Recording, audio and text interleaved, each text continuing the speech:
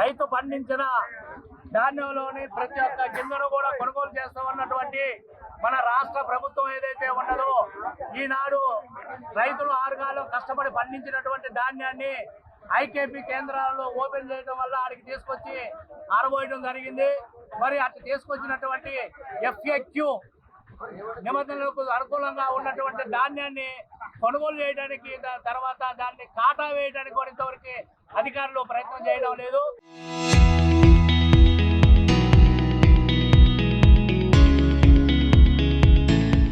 వారు ఏదో తూతూ మంత్రంగా ఇక్కడ కేంద్రాలను ఓపెన్ చేశారు, కానీ ఈనాటి వరకు కూడా కేంద్రాలు ఓపెన్ చేసి 15 రోజులు అవుతుంది.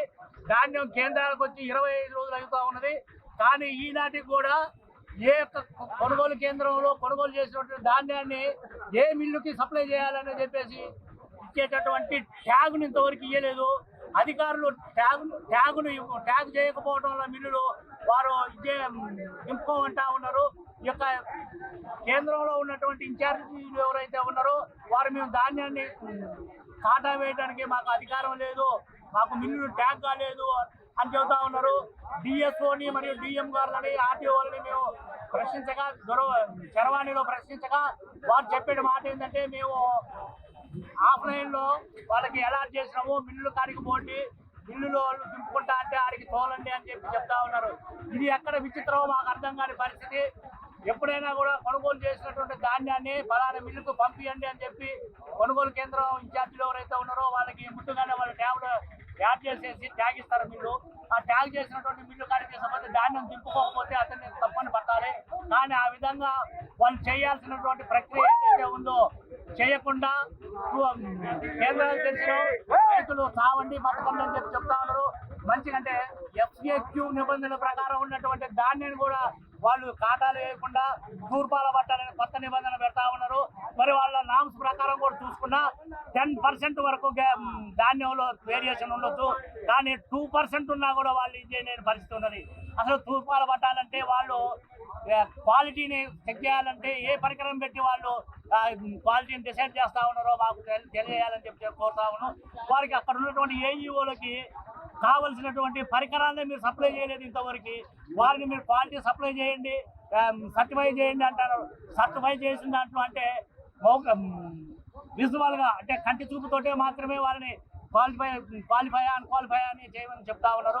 మరి అతను చేసిన దాంట్లో ఏ కొద్దిగా తేడా ఉన్నా కూడా నువ్వే బాధ్యుడివి, నిన్ను సస్పెండ్ చేస్తామని చెప్పి పైపెత్తు రెవెన్యూ అధికారులు బెదిరిస్తా ఉన్నారు. ఈ యొక్క కఠినమైనటువంటి నిబంధనలు ఎందుకు పెట్టాలి, రైతులను ఎందుకు మోసం చేయాలని చెప్పి ప్రభుత్వాన్ని అడుగుతాను. ఇప్పటికైనా సరే ప్రభుత్వం కళ్ళు తెరిచి నిబంధనలు కొంత సడలింపు చేసి వెంటనే కొనుగోలును ప్రారంభించాలని, కాటాలను ప్రారంభించి మిల్లులు ఏ మిల్లులు అయితే పంపిణీ చేయమంటారో వాటికి ఆ మిల్లుని ట్యాగ్ చేసి దాన్ని డిస్ప్లే చేయాలని చెప్పి మేము డిమాండ్ చేస్తా ఉన్నాం. ఇప్పటికీ ఈ తమ్మర కొనుగోలు కేంద్రంలో మరి ధాన్యం రైతులు పోసి 4 రోజులు కావస్తుంది. ఒక 4 రోజుల క్రితమే అధికారికంగా ప్రారంభించేది, కానీ ఇంతవరకు కాటాలు ప్రారంభించలేదు. అక్కడ మరి 3-4 రోజుల నుంచి టెంపరేచరు 41 నుంచి 44 డిగ్రీలు నమోదవుతుంది. అక్కడ పనిచేసే కూలీలు కూడా చాలా కష్టపడుతున్నారు. కాబట్టి ప్రభుత్వం మరి నిన్న RDO గారిని కలిసినాం, MRO గారిని కలిసినాం, అయినా కూడా ఫలితం లేదు. గత్యంతరం లేని పరిస్థితుల్లో ఇప్పుడు మేము రోడ్డు ఎక్కి రాస్తారోకు చేస్తున్నాం. మా డిమాండ్ ఏంటంటే ప్రధానంగా మిల్లు ట్యాగ్ ఇచ్చి వెంటనే ఫలానా మిల్లుకి మేము ట్యాగ్ ఇచ్చినాం, మీరు దాన్ని పంపించండి అని ఇక్కడ ఉన్నటువంటి సెంటర్ ఇన్ఛార్జ్ చెప్తే వాళ్ళు కొనుగోలు ప్రక్రియ ప్రారంభిస్తారు. ఇంతవరకు అలాంటిది RDO గారు కానీ కలెక్టర్ గారు కానీ మన డిప్యూటీ కలెక్టర్ గారు కూడా వారు ఎలాంటి మాకు సమాచారం లేదు, మేము అప్పుడు దాకా ఏం చేయలేని పరిస్థితి అంటారు. నిన్న కొంతమంది మిల్లర్స్ని కూడా మేము సంప్రదించా, వారు మాకు కఠినమైన నిబంధనలు పెట్టారు. ఒక మిల్లులో 10 మంది పార్ట్నర్లు ఉంటే 10 మంది చాలా ఆస్తులు, వాళ్ళకి సంబంధించిన డాక్యుమెంట్ అంతా వాళ్ళ సంతకాలు, పాస్బుక్, బ్యాంక్ అకౌంట్ పెట్టమంటారు. కాబట్టి ప్రభుత్వం పెట్టిన నిబంధనలు మేము పెట్టలేము, కాబట్టి మేము తీసుకోమని వాళ్ళు కరాఖండిగా నాతో చెప్పడం జరిగింది. మరి కేంద్ర ప్రభుత్వం కూడా పచ్చి బియ్యం పెట్టమంటుందట. మరి ఈ యాసంగిలో వచ్చిన బియ్యాన్ని పచ్చి బియ్యానికి రావు.